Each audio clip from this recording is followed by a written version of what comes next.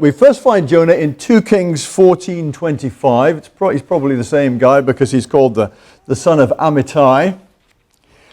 And in 2 Kings 14:25, we discover that he was a prophet who prophesied to restore the boundaries of Israel, to recover the land of Israel. And of course, that would have made Jonah very popular amongst the Hebrews, amongst God's people. Would have made him a popular, patriotic prophet. It's nice to be popular, isn't it? It's really nice to be popular, especially if you're popular with people in high places, with kings and other officials. And he would have been popular at that time. And he would have been seen as a great patriot. But this is a very different mission that he's being called to now, because he's being told to go to one of the most important cities in the great Assyrian Empire. And Assyria, of course, was the great superpower that had already attacked Israel, would do so much more later, but had already attacked Israel and the Jewish people. These Assyrians were cruel and brutal people.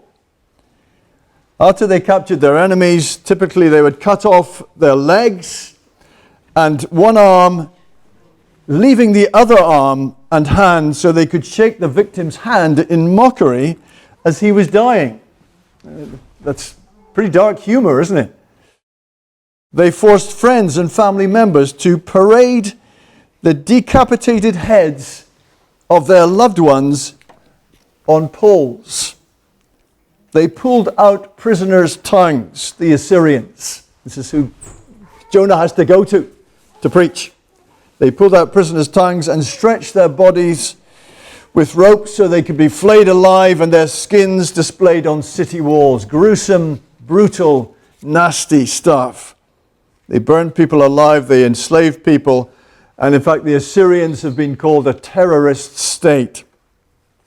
And so it's no wonder that about 100 years later, after Jonah, the prophet Nahum wrote, "Who has not felt," about Nineveh, "who has not felt your endless cruelty of the Assyrians?" Chapter 3, very last verse of Nahum, by the way. So this mission was not going to make Jonah popular, even though he was going to preach against it, as we see in verse 2. I'll start reading it in a minute, don't worry.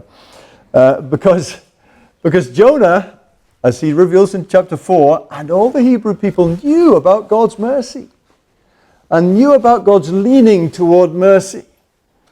And if there was the vaguest possibility of it, God would show mercy. He loves to show mercy. There's always the possibility of mercy with God, even for such brutal, wicked people like the Assyrians. And Jonah did not want the Lord to show mercy to the Assyrians. He wanted God to smash them, to crush them, to condemn them, to finish them off. They were the enemy.